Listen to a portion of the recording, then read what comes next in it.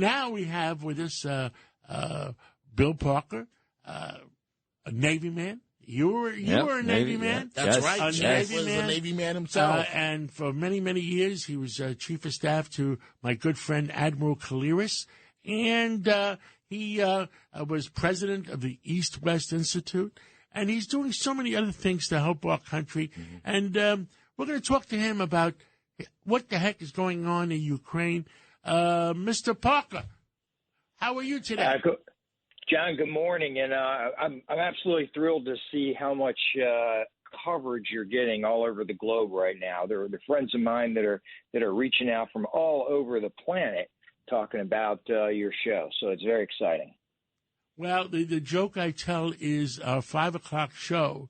Even the KGB is listening to us to find out what's going on. That's right. It's true. So what is going – there's so much confusion of what is going on in the Ukraine, Russia. It seems like the people are suffering. The Russian people are suffering and dying. The Ukrainian people are suffering and dying. And I think the American people just want the truth. One of my most respected presidents we ever had was Eisenhower. Do you remember what Eisenhower said? Beware of a military industrial complex. That they only want to sell missiles. They only want to sell bullets. They only want to sell. They don't care how many people dying, as long as they're making a profit, selling missiles and bullets. And you were president of the East-West Institute that tried to create peace in the world. Well, that's right. And I'll tell you, the United States alone has said it's committed more than $30 billion in military aid alone now, and another $10.5 billion in humanitarian aid. So that just gives you an idea of some of the numbers. But there are other numbers that you had mentioned. 58 weeks into this thing, and last week, Russian troops, 4,000 lost. Just to give you an idea, they are pulling people out of prisons right now for the Wagner group, which has become very famous, this militaristic group fighting for the Russians, and they have about a 50% mortality rate. So they're just throwing waves of human beings at the Ukrainians who are just decimating them right and left. And the numbers are just terrific for both sides. You're looking at about 20 million people that have now fled from Ukraine. Just absolutely horrible numbers. And this just continues. Meanwhile, you have all kind of military craft, as you bring up, the military-industrial complex. There are numerous tanks and fighter jets, et cetera, that are flowing into Ukraine on a daily basis now. Well, I actually felt sorry that they're giving the Polish giving 4 airplanes to the Ukrainians that are no match for the Russian airplanes, and you're just going to those pilots and they're going to go into those 4 airplanes. They're just going to commit suicide. Well, that is a problem, and similar with some of the tanks that are rolling into Ukraine now.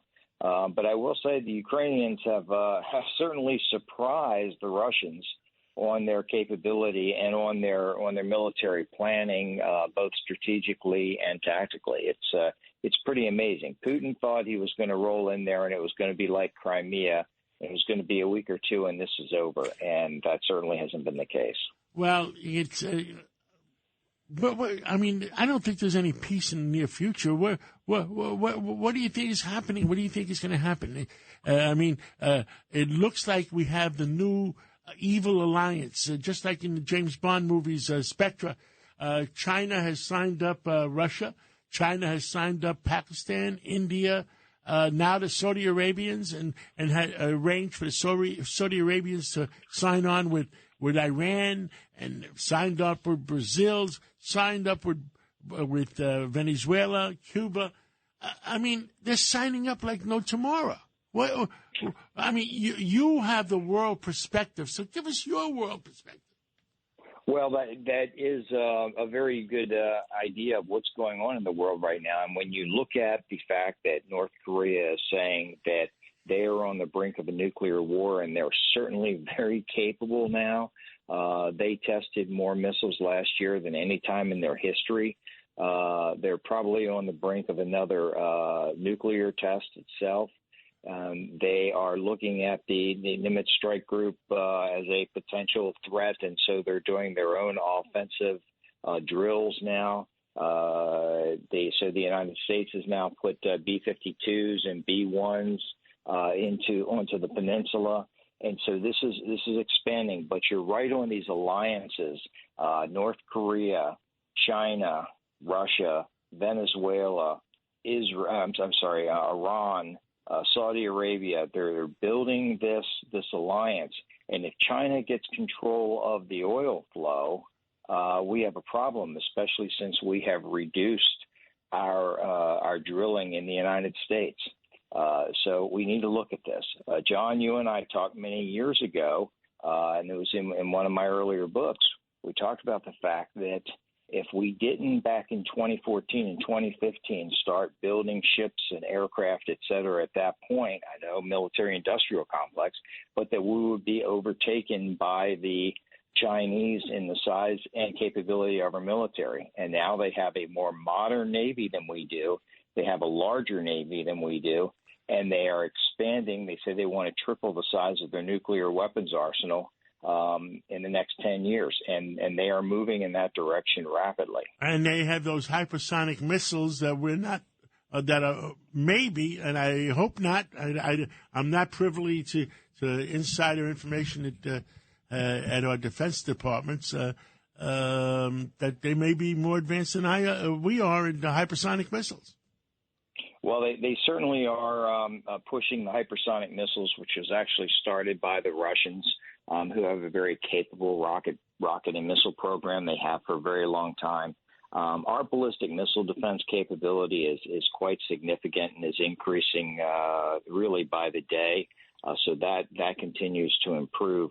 But the reality is that the numbers they're talking about throwing at you matter too. And so if you don't have enough numbers and you don't have ships and aircraft placed at the right positions, it's very difficult to defend. It's also difficult if you don't have leadership in place that is willing to make decisions and that is a fickle leadership that the rest of the world, friends or adversaries, don't know what you're going to do next. And that is a problem when you become so fickle that nobody knows whether or not you're going to defend your friends and allies or not.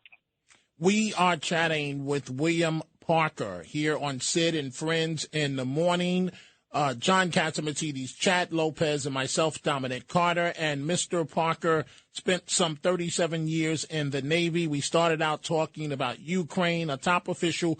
And I guess, Mr. Parker, what Americans want to know as it relates to the situation in Ukraine is when will the end be in sight? And there's no indication of that as of yet, correct?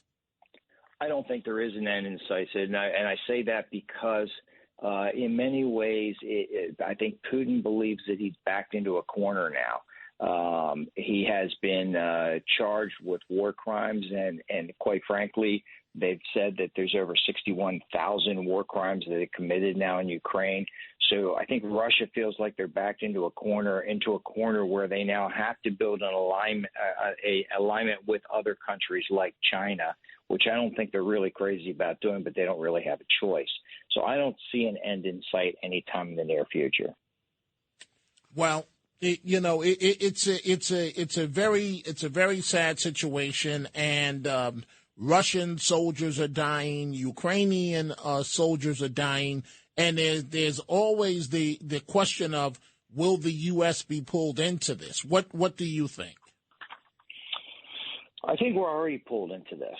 The fact that we're spending as much money as we are while our own finances in our own country are declining, I think we're already pulled into it in that way.